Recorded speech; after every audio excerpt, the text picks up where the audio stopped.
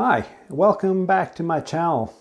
You've probably seen some of my videos at least, and you've seen pictures from this very shack.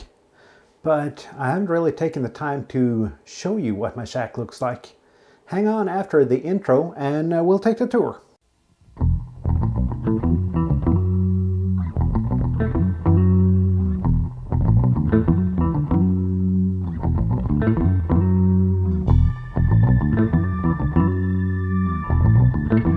So, what is my shack like?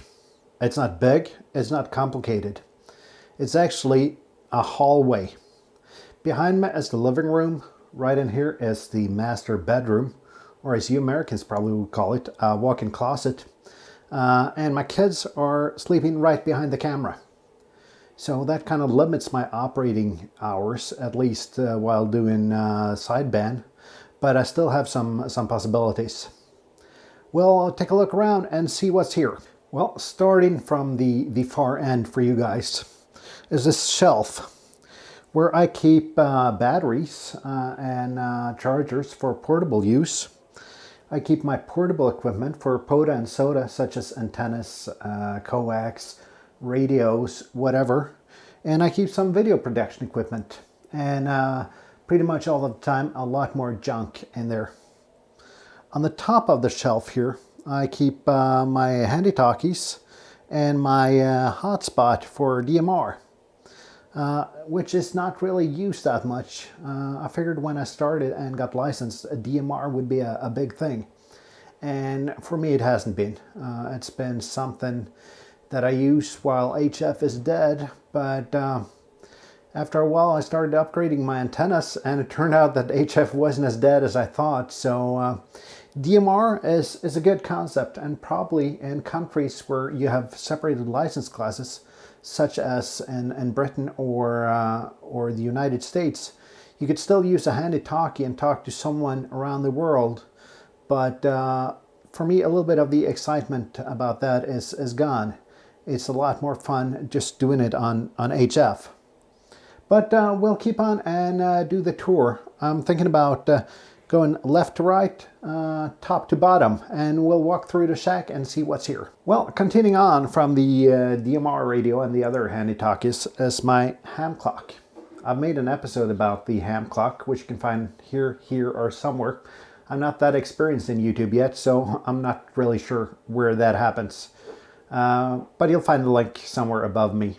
The ham clock is a tool to show gray line, to show solar data, to show satellites, pretty much any kind of data set you'd like it to display concerning amateur radio.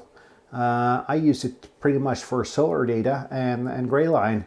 And if I'm chasing a satellite or the ISS, I'll put that information up on the ham clock as well, so you can see what time the satellite or the ISS is above me.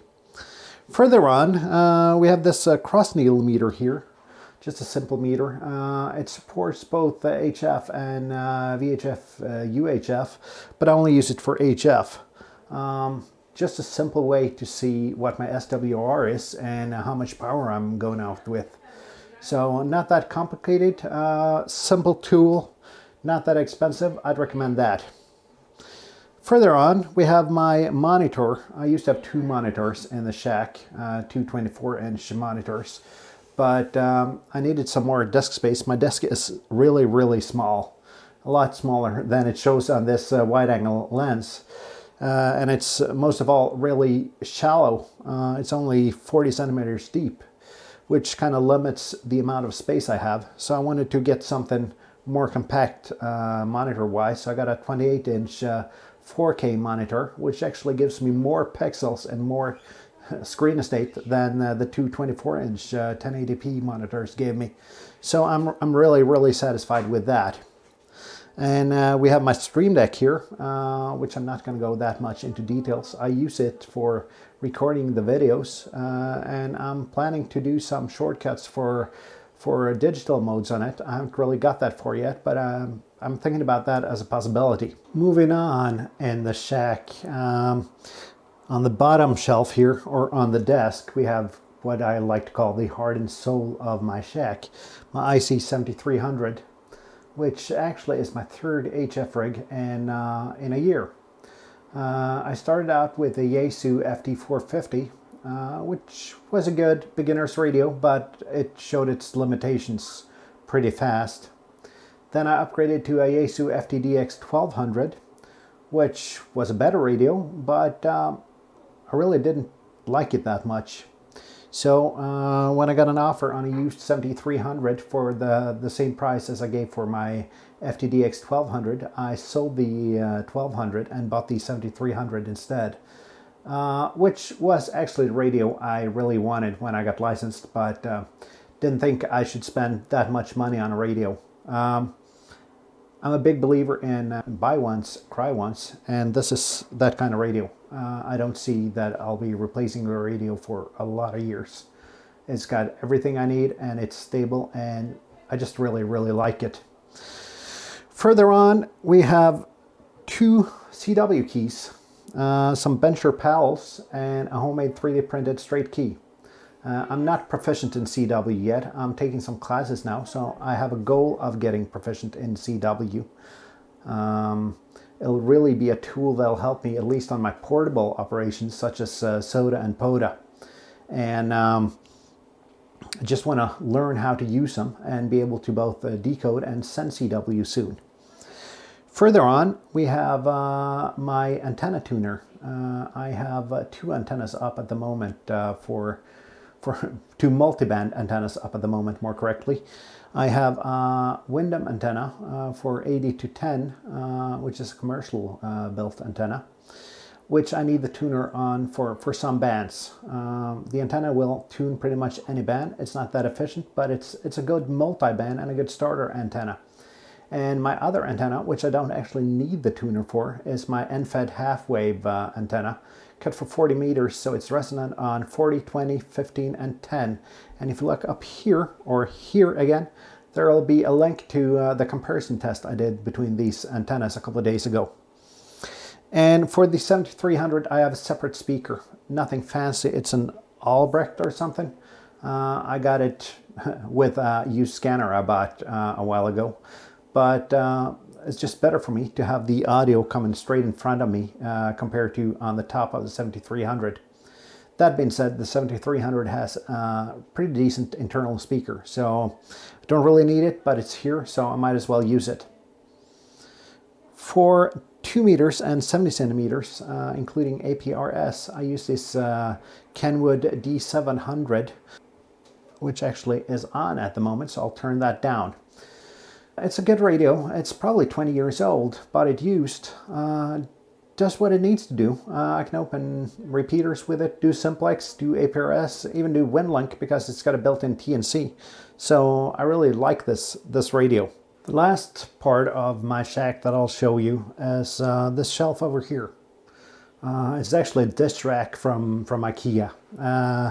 But it's usable for my purposes. I started out having my entire shack on this shelf, but then the amount of equipment grew pretty fast, as it tends to do in this hobby, or pretty much any hobby. On the top here, I have an antenna switcher, which at the moment switches between the Windham, the NFED half-wave, and my 6-meter beam.